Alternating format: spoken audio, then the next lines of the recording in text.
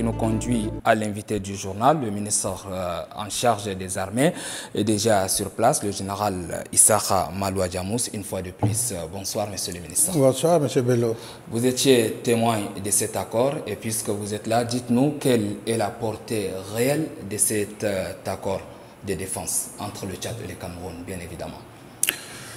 Monsieur Bello, d'abord permettez-moi de saluer très chaleureusement les auditeurs et les spectateurs qui nous suivent par le biais de ce journal.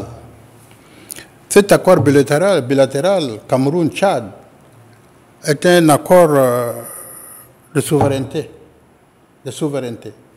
Les deux pays sont souverains et sur des impulsions, des instructions fermes du maréchal Mohamed Idriss Déby et du président Paul Biya, les deux ministres de défense des deux pays se sont rencontrés le 23 et qui a abouti à la signature de cet accord.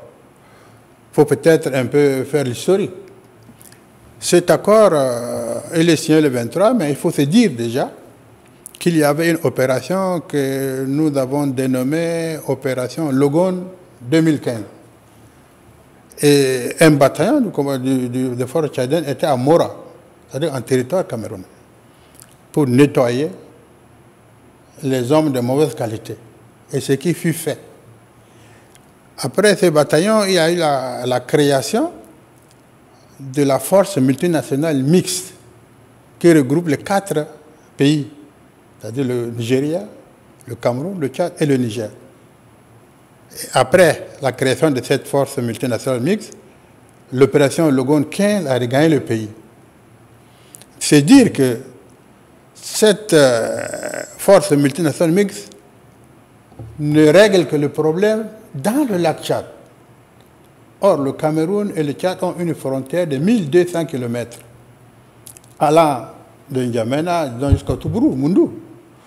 Donc, elle ne peut pas agir, c'est-à-dire cette force multinationale, dans une zone qui n'est pas dédiée à ses missions. C'est pourquoi souverainement, il dit bien souverainement, et pour la première fois depuis les indépendances, il y a eu cet accord signé le 23 de ce mois. C'est pourquoi au Cameroun, moi j'ai qualifié cet accord historique. Et même mon collègue m'a répété pour me dire que c'est vraiment historique, plus que historique. Et c'est vrai, la mise en œuvre de cette force, c'est l'affaire des deux chefs des autorités militaires, je veux dire les SEMGA de ces deux pays, le SEMGA tchadien et le SEMGA camerounais, qui mettront en œuvre cette force. C'est-à-dire qu'il y aura un planning, une planification. Mais cette planification, on ne peut pas se dire sur ce plateau qui est à l'ONAMA. Monsieur le ministre, vous venez de dire que le Tchad et le Cameroun ont eu déjà collaboré en 2015 à travers l'opération Logone occidentale et malgré ça, la situation par moment persiste. Est-ce qu'on peut dire que cet accord vient en complément de cette opération déjà lancée en 2015? Cette opération, moi je suis sincèrement très optimiste parce que les deux forces vont mutualiser leur matériel. Et vous savez, la sécurité et la frontière Tchad-Cameroun, c'est vrai, peut-être qu'au niveau de N'Djamena, ici, on ne voit pas grand-chose. Mais quand vous partez dans le Moïkébi, il y a cette histoire d'enlèvement contre rançon dans la zone de Pala et tout ça. Donc, c'est une force qui doit être mise en place et qui aura des instructions très fermes et très spécifiques. Et ça va donner un résultat que nous considérons possible dans les jours qui arrivent. Et ajouter à cette force, peut-être que la question va être posée après, au moment où je vous parle, nous avons la force mixte Tchad-RCA qui est en train d'être... Ils sont tous à Assar en ce moment. Elle va être installée demain. Et nous avons, par visioconférence, les 3 ministres ont parlé déjà au niveau quand j'étais à Yaoundé. Et avec mon collègue centrafricain et camerounais. Et il y a ce qu'on appelle la jonction des 3 frontières, c'est-à-dire le Tchad, le Cameroun et la RCA. C'est au niveau de ce qu'on appelle le département de Baïbokoum. Là, il y a une concentration des gens mal intentionnés, des mauvaises personnes sont là. Des coupeurs de route, de ceux qui volent et qui partent pour rançon. Et là, il faut absolument que nous mutualisons les deux forces mixtes. Ça veut dire qu'il y aura d'ici 1-2 mois, les 3 ministres vont se rencontrer pour que les 2 forces puissent avoir les mêmes vues sur cette zone. Ça nous permettra de régler également cette partie de Baïbokoum qui, pour l'instant, est un peu en difficulté sur le plan sécuritaire. Avec ces 3 forces, parce que vous venez d'évoquer déjà la possibilité d'une force tripartite incluant la République centrafricaine, dites-nous, est-ce qu'avec ces 3 forces, on espère gagner le combat, relever les défis? Le combat, il est presque déjà gagné. Au niveau de la RCA, vous savez, moi j'étais là-bas, j'étais même en Bourou, j'étais à Kouy, j'étais à Maloum. Et du côté du Cameroun, on vient de signer le 23, il y a à peine 4-5 jours. Donc, laissons les 2 chefs d'état-major faire le planning, faire la planification, et ils vont y mettre à notre disposition ces plannings, et je pense qu'on va très rapidement mettre en action les forces terrestres, fluviales et lacustres. Parce que là, c'est carrément le fleuve, hein, le Tchad et le Cameroun. Donc, si les 3 forces se mettent ensemble, je pense que 3, c'est plus fort que 2. Monsieur le ministre, concrètement, comment seront organisées les opérations conjointes le long de la frontière de plus de 1000 km entre le Tchad et le Cameroun? Monsieur Bello, là également, c'est une question que, sur ce plateau, je ne peux pas le dire. Je ne peux pas le dire parce qu'on vous écoute même aux États-Unis. Et on vous écoute en brousse, en pleine brousse. Et si déjà je me mets à vous dire la planification qu'on va faire, je pense que c'est comme nous mettons nos renseignements à la disposition de ces éléments mal intentionnés. Je pense que ça, c'est réservé aux chefs d'État, aux 2 chefs d'état-major des armées tchadiennes et camerounaises. En matière de formation alors, quelle nouvelle opportunité cet accord que vous venez de signer ouvre-t-il pour les officiers stagiaires tchadiens dans les écoles militaires camerounaises? Au niveau de formation, d'abord permettez-moi de saluer, de remercier le gouvernement ou bien mon collègue centrafricain, excusez-moi, camerounais, parce que déjà avant cet accord, les officiers tchadiens sont admis à l'école supérieure de guerre de Yaoundé. Ça faisait période que les Tchadiens sont formés à Yaoundé.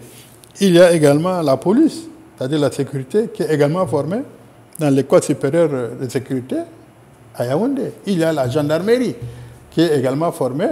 Donc cet accord va encore pousser pour que la formation soit encore beaucoup plus, disons, accentuée.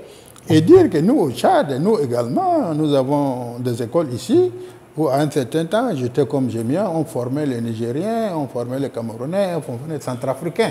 Et même cette année, je pense que quelques Centrafricains et peut-être les Nigériens, ils viendront en Yémen. Donc, la formation, elle n'a pas de limite. Hein. La formation n'a pas de limite, bien évidemment. Monsieur le ministre, cet accord intervient peu de temps après l'inauguration du pont Yagua-Bongor. Peut-on y voir une volonté plus large d'intégration régionale au-delà du volet sécuritaire à travers cet accord? Je fais mienne votre mot, intégration régionale. Et le pont de Chagua, c'est-à-dire Yagua, pardon, Yagua-Bongor, c'est vraiment une intégration africaine. Je peux déjà vous dire que le Tchad et le Cameroun, il y a 3 ponts qui les lient. Il y a le pont de Touboro dans le Logone. Il y a le pont de Yagua, comme vous venez de le dire, et puis le pont d'Ngeli. Et j'ai aussi, ce matin, quand votre collègue Arbofo me demandait, j'ai remercié et je félicite encore le ministre comment ça s'appelle, M. Amir. M. Amir qui a un projet sur Farcha. C'est tout ça, c'est pour que l'économie puisse aller dans une fluidité voulue par le maréchal Maman Idriss Déby Itno. Et quand il y a fluidité dans le transport, il faut absolument la sécurité. Et les deux vont de pair. Et vous savez que la sécurité est la pierre angulaire, le premier mot du maréchal Maman Idriss Déby Itno pour faire du Tchad un pays où un havre de paix. Ça, la sécurité, nous ne prenons ça chaque matin comme le petit déjeuner pour nous.